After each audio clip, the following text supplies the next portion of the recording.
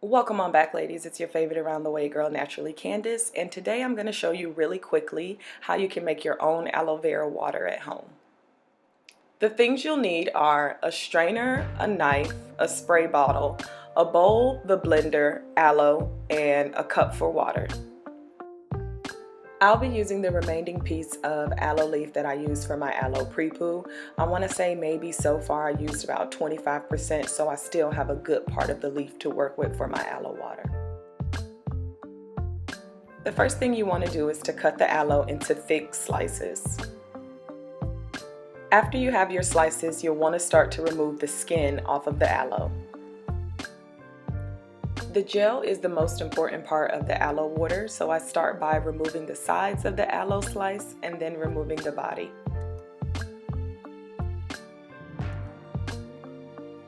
Be careful when you're removing the skin off of the aloe. The gel does get really slippery and it makes it hard to grip. After I remove the skin off of one whole piece of aloe, I take that piece of aloe gel and just throw it right into the blender and then continue on the rest of the slices. In total, I used about 4 slices of aloe and it blended down to about 8 ounces of aloe vera water. And if you don't want to be wasteful, you actually can throw the aloe skin to blend up to make the aloe water. I just opted not to. After you add all of the pieces into the blender, you just want to add enough water to cover the top of the aloe gel. And then you just want to blend it. I got this blender from Walmart for about 12 bucks. It's just a cheap blender. It comes with about 6 different settings on it, and I used the one that specifically said blend.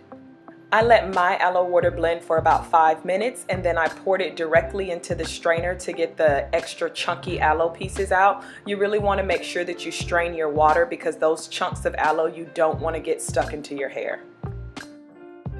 After I strained my aloe water, I poured the water into a measuring cup to make it easier to pour into my spray bottle. Since I am rehabbing my hair, I decided to switch over to aloe water instead of just regular water. There are so many benefits of aloe for your hair. It adds shine and softness to your hair, and it also helps to restore the natural pH balance. I'll be using my aloe vera water on a daily to refresh and moisturize my hair, as well as being the L, the liquid for the lock method.